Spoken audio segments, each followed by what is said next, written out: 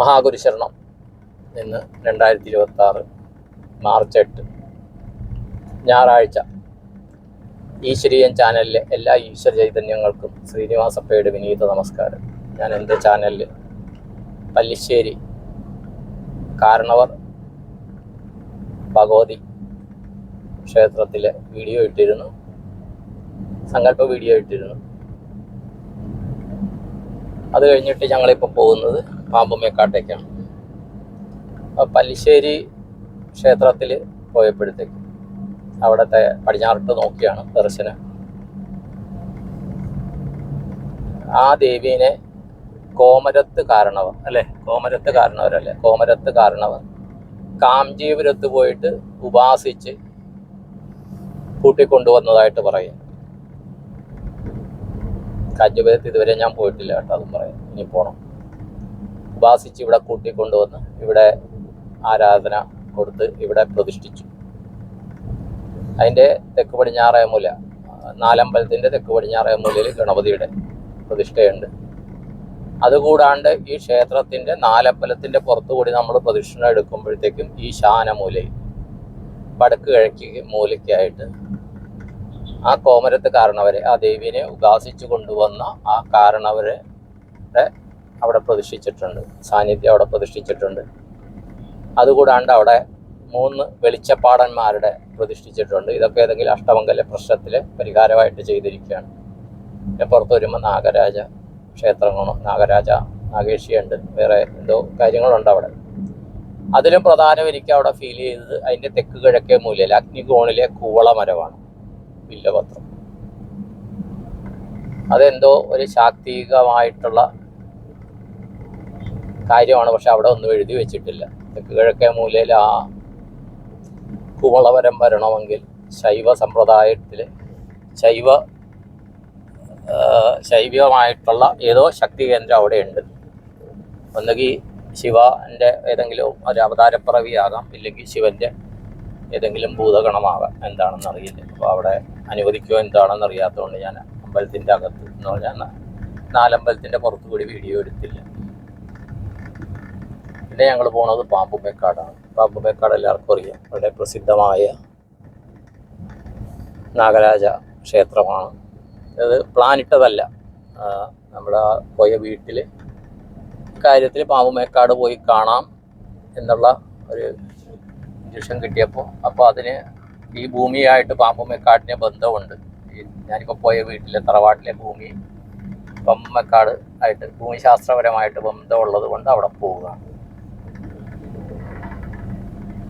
അപ്പോൾ പാമ്പുമേക്കാട് ആദ്യമായിട്ടാണ്, പല പ്രാവശ്യം സാധ്യതകൾ വന്നതാണ്, പക്ഷേ ഇങ്ങനെ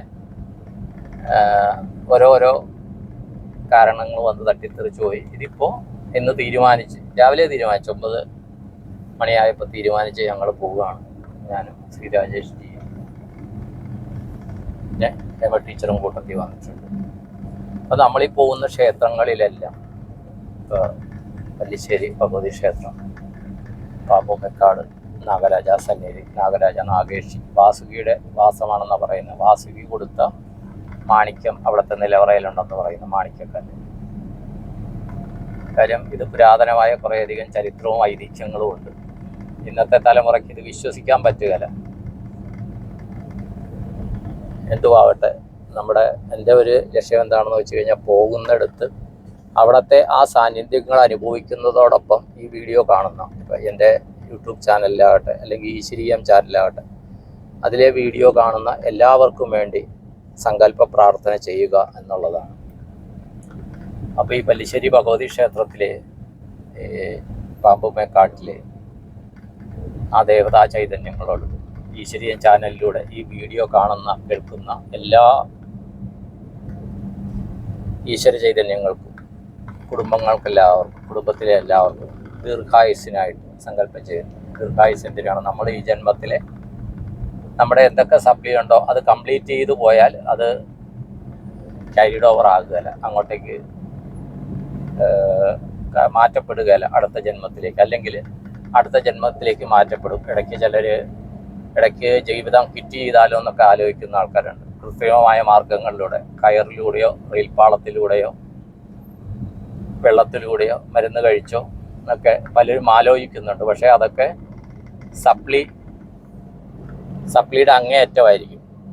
ഈ ജന്മത്തിൽ പല സപ്ലികളും ആയിട്ട് അലയുന്നവർ ഇങ്ങനത്തെ കുറേ താൻ പോരിമ കാണിച്ചവരാണ്. അപ്പം എല്ലാവർക്കും സമ്പൂർണ്ണമായ ദീർഘായുസ് ഉണ്ടാകണം. ഈ ജന്മത്തിൽ പൂർണ്ണ ആരോഗ്യത്തോടെ സ്വന്തം കാര്യങ്ങൾ, പ്രാഥമിക ആവശ്യം ഉൾപ്പെടെ സ്വയം ചെയ്യാനും, സ്വന്തമായിട്ട് ആഹാരം എടുത്ത് കഴിക്കാനും, സ്വന്തമായിട്ട് നന്നായിട്ട് ശ്വാസോച്ഛ്വാസം ചെയ്യാനും, നന്നായിട്ട് സംസാരിക്കാനും, നന്നായിട്ട് കാണാനും കേൾക്കാനുമുള്ള സമ്പൂർണ്ണ ആരോഗ്യം എല്ലാവർക്കും കിട്ടാനായിട്ട് സങ്കല്പം ചെയ്യുന്നു. അതുപോലെ തന്നെ കുറേയധികം കുടുംബങ്ങളിൽ ഗർഭിണികളായ അമ്മമാരാകാൻ പോകുന്ന യുവതികളുണ്ട്. അപ്പോൾ അവരുടെ ഓരോ ദിവസവും സന്തോഷകരവും ആരോഗ്യകരവുമായിട്ട് മുന്നോട്ട് പോയി ആ കുടുംബങ്ങളിൽ ഉത്തമരായ സൽസന്താനങ്ങൾ പിറക്കുവാനായിട്ട് സങ്കല്പം ചെയ്യുന്നു. അതുപോലെ ഓരോരുത്തരുടെ ആവശ്യങ്ങളുണ്ട്.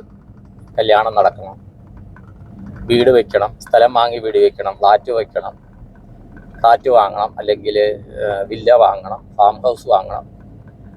അങ്ങനത്തെ ഭൂമി സംബന്ധമായ ആഗ്രഹങ്ങളുണ്ട്. ചിലർക്ക് ഭൂമി വാങ്ങിച്ച് വീട് വയ്ക്കണം, ചിലർക്ക് ഭൂമി കൈമാറ്റം ചെയ്യണം. അപ്പോൾ ആ ആഗ്രഹങ്ങളൊക്കെ നടക്കുവാനായിട്ട് സങ്കല്പം ചെയ്യുന്നു. ചിലരുടെ കാര്യത്തിൽ വിവാഹം ഉത്തമരായ ജീവിത പങ്കാളി ലഭിച്ച് വിവാഹം നടക്കണം. ചിലർക്ക് വിവാഹം കഴിഞ്ഞവർ അവിവാഹിതരായിട്ട് അവർക്ക് നല്ല ജോലി ലഭിക്കണം. ഇപ്പോൾ ജോലി ഉണ്ടെങ്കിൽ അത് സ്ഥിരമാകണം, അല്ലെങ്കിൽ പ്രൊമോഷൻ ആകണം. അതുപോലെ ചിലർക്ക് വിദേശത്ത് പോകണം, വിദേശത്ത് പോയവർക്ക് കോൺട്രാക്റ്റ് പുതുക്കി കിട്ടണം. ചിലർക്ക് വിദേശത്തേക്ക് പെർമനൻറ്റ് റെസിഡൻസ് മൈഗ്രേറ്റ് ചെയ്യണം. അപ്പോൾ ഈ ആഗ്രഹങ്ങളൊക്കെ അവരുടെ ജീവിതത്തിന് ഉചിതമായ രീതിയിൽ അവർക്ക് ഭാവിയിൽ സന്തോഷകരമായി ജീവിതം മുന്നോട്ട് പോകുന്ന രീതിയിൽ ഈ കാര്യങ്ങൾ നടക്കാനായിട്ട്, ഉദ്യോഗ സംബന്ധമാകട്ടെ, വൈവാഹിക ജീവിതമാകട്ടെ, വിദേശത്ത് പോകുന്നതാകട്ടെ, പ്രൊമോഷനാകട്ടെ, ജോലി സ്ഥിരമാകുന്നതെല്ലാം നടക്കാനായിട്ട് സങ്കല്പം ചെയ്യുന്നു. അതുപോലെ ഓരോരുത്തരും ചെയ്യുന്ന തൊഴിൽ മേഖലകൾ, ജോലിയാകട്ടെ, ബിസിനസ്സാകട്ടെ, വ്യാപാരമാകട്ടെ, മറ്റ് കമ്മീഷൻ ഏജൻസി, എന്തും ആകട്ടെ, സ്വയം തൊഴിലാകട്ടെ, അതിലെല്ലാം ഉത്തരോത്തരം വരുമാന വർധനവിനായിട്ട് സങ്കല്പം ചെയ്യും. അതിലും പ്രധാനമാണ് നമ്മുടെ ബന്ധങ്ങളിലെ കെട്ടുറപ്പ്. ദാമ്പത്യ ബന്ധത്തിൽ, മാതാപിതാക്കളും കുട്ടികളുമായിട്ടുള്ള ബന്ധത്തിൽ, സഹോദരങ്ങളുമായിട്ടുള്ള ബന്ധത്തിൽ, അയൽവക്കക്കാരുമായിട്ടുള്ള ബന്ധത്തിൽ, ബന്ധുജനങ്ങളുമായ ബന്ധത്തിൽ എല്ലാം ഐക്യമത്യം, കെട്ടുറപ്പ്, സമൃദ്ധി ഒക്കെ ഉണ്ടാകുവാനായിട്ട് സങ്കല്പം ചെയ്യുന്നു. അതുപോലെ നമ്മുടെ വീട്ടിലേക്ക് വിവാഹം ചെയ്തു വരുന്ന കുട്ടികൾ, നമ്മുടെ വീട്ടിൽ നിന്ന് മറ്റൊരു വീട്ടിലേക്ക് വിവാഹം ചെയ്തു പോകുന്ന കുട്ടികളിലും നല്ല രീതിയിൽ സന്തോഷകരമായ, സംതൃപ്തമായ, ഗാഢമായ ഒത്തൊരുമയോടെ ആ ബന്ധങ്ങളിൽ മുന്നോട്ട് പോകുവാനും, അതുപോലെ ഈ കുടുംബങ്ങളിൽ തമ്മിൽ നല്ല ഒത്തൊരുമയോടെ മുന്നോട്ട് പോകാനായിട്ട് സങ്കല്പം ചെയ്യുന്നു. പിന്നൊരു കാര്യം നമ്മുടെ മനസ്സിൻ്റെതാണ്. നമ്മുടെ മനസ്സെന്ന് പറയുന്നത്, ഒരു മനുഷ്യൻ്റെ മനസ്സെന്ന് പറയുന്ന ഒരു മരത്തിലേക്ക് ചാടിക്കളിക്കുന്ന 10,000 കുരങ്ങുകളുടെ ചിന്തകളെക്കാളും തീവ്രമാണ്. അപ്പോൾ നമ്മുടെ മനസ്സിലൂടെയാണ് എല്ലാ കാര്യങ്ങളും വരുന്നത്. മനസ്സുകൊണ്ടും വാക്കുകൊണ്ടും പ്രവൃത്തി കൊണ്ടും ചിന്ത കൊണ്ടും സാമ്പത്തികമായ ഇടപാടുകൾ നടത്തുമ്പോഴും, സാമൂഹികമായിട്ട് ഇടപെടലുകൾ നടത്തുമ്പോൾ, സോഷ്യൽ മീഡിയ ഉൾപ്പെടെ നടത്തുമ്പോൾ പോസിറ്റീവായ കാര്യങ്ങൾ ചെയ്യുക. നമുക്ക് ഹിതകരമായത് മാത്രം, അന്യന് അഹിതമായതൊന്നും ചെയ്യാണ്ടിരിക്കുക. ഹിതമായില്ലെങ്കിലും അഹിതമാകുന്നതൊന്നും ചെയ്യാണ്ടിരിക്കുക. കാര്യം അതിൻ്റെ കാർമ്മികവും നമ്മൾ വാങ്ങിച്ചു കൂട്ടും. അപ്പോൾ സദാ സർവദാ സർവത്ര മനസ്സുകൊണ്ടും വാക്കുകൊണ്ടും പ്രവൃത്തി കൊണ്ടും ചിന്ത കൊണ്ടും സാമ്പത്തികമായും സാമൂഹികമായും പോസിറ്റീവായ കാര്യങ്ങൾ മാത്രം ചെയ്യുവാനായിട്ട് സങ്കല്പം ചെയ്യുന്നു. അതുപോലെ തന്നെ എല്ലാവരുടെയും കുടുംബദേവത, കുലദേവത, ഗ്രാമദേവത, ഇഷ്ടദേവത, ഗുരുക്കന്മാർ, പിതൃക്കന്മാർ, ഗുരുകാരണവന്മാർ എന്നിവരുടെ അനുഗ്രഹം കൊണ്ട് എല്ലാവരുടെയും ജീവിതത്തിൽ അനുഗ്രഹം ഉണ്ടാകണമെന്നും, അങ്ങനെ ദീർഘായുസ്സും സമ്പദ് സമൃദ്ധിയും സമ്പൂർണ്ണ ആരോഗ്യവും സൽസന്താനങ്ങളും സന്തോഷകരമായ കുടുംബജീവിതവും ലഭിക്കണമെന്നും എൻ്റെ ഗുരുക്കന്മാരെയും ഉപാസനാമൂർത്തികളെയും ആദ്യമാക്കി 33 കോടി ദേവതകൾ, ത്രിമൂർത്തികൾ, പരാശക്തി, പരമാത്മ ചൈതന്യങ്ങളെ സങ്കല്പം ചെയ്തുകൊണ്ട് പ്രാർത്ഥിക്കുന്നു.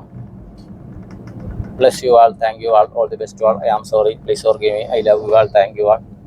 എല്ലാവർക്കും നന്ദി, നമസ്കാരം. നിങ്ങളുടെ സ്വന്തം ശ്രീനിവാസപ്പൈ.